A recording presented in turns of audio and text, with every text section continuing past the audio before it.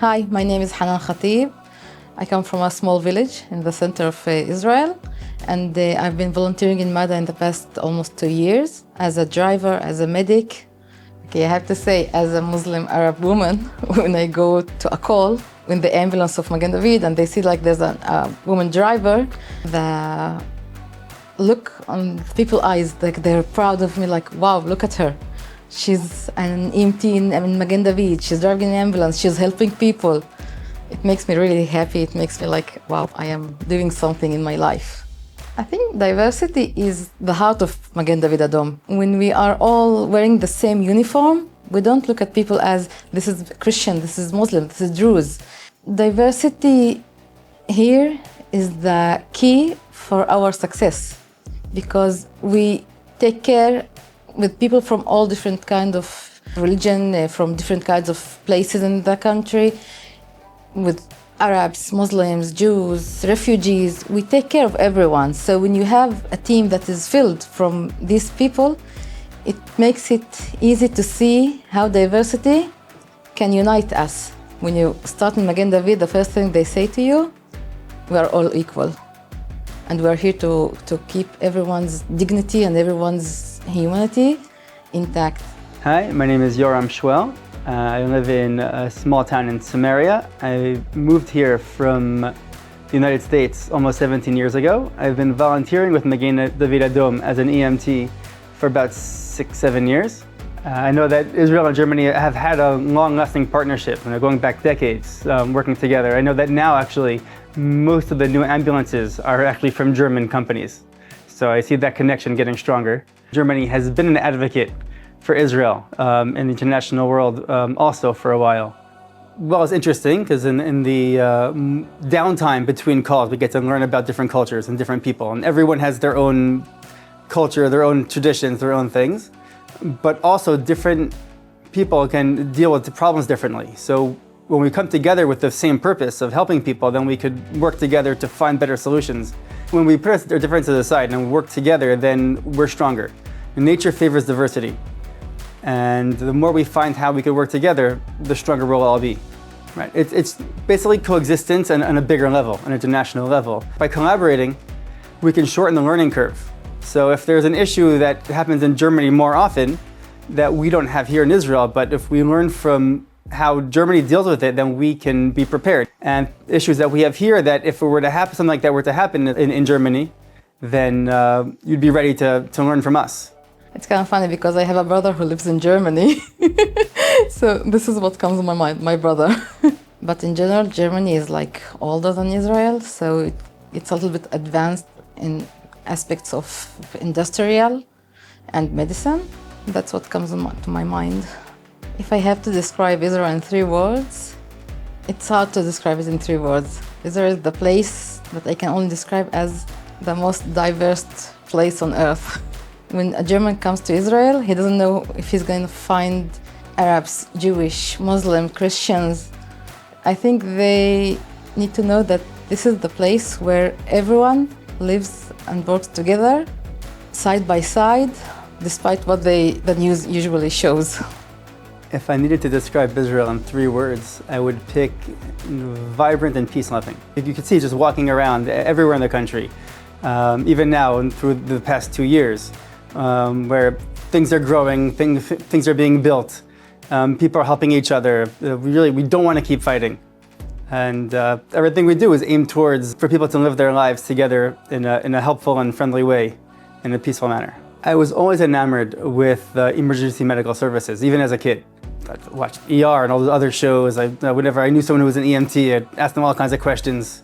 When I was in my late teens, early 20s, living in the US, I knew I wanted to be an EMT, and there was a period where here in Israel, it was a period of horrible terror attacks. I said to myself, like, oh, I want to be an EMT and I want to live in Israel, and they could use me as an EMT, so I just got to do it. So actually, I took the course in the US. I started volunteering as an EMT in America, in New Jersey, before we moved here. And when I moved, it took me a couple years to get settled, and I took a course here in Israel, and I've been volunteering since then. I don't think it was one specific incident nothing that I can remember. It's just whenever something happens, someone gets hurt, I feel like I wonder how I can help. So as an EMT, it's a way to help in a professional manner with that higher level of knowledge. I was looking for something meaningful to bring into my life because it felt, in one point, my life felt like as a flat line.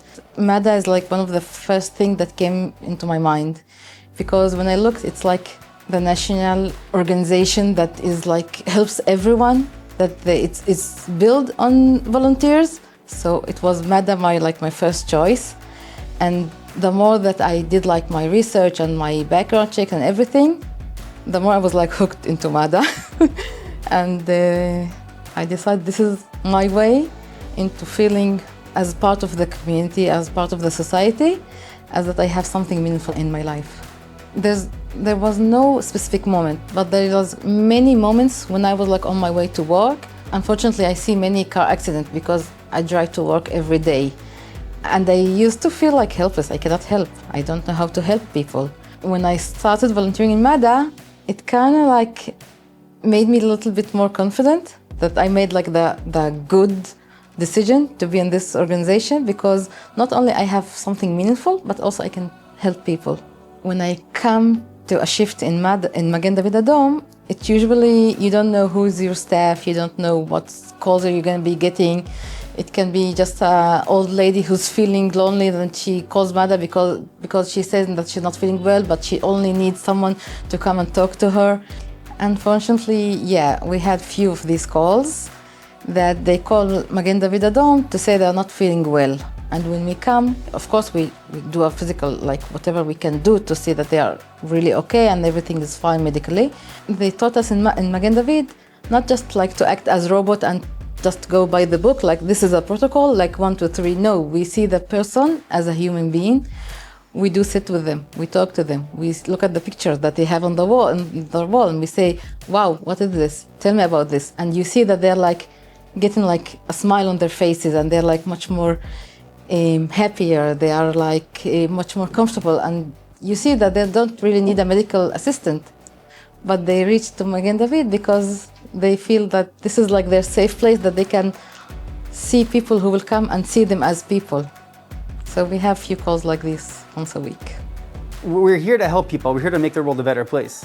Whatever the issue is, if they need help, if they're stuck, you'd be helping someone with car trouble, you'd be helping someone who is having a heart attack. It makes me feel good knowing that I help someone else. There is no typical day or night.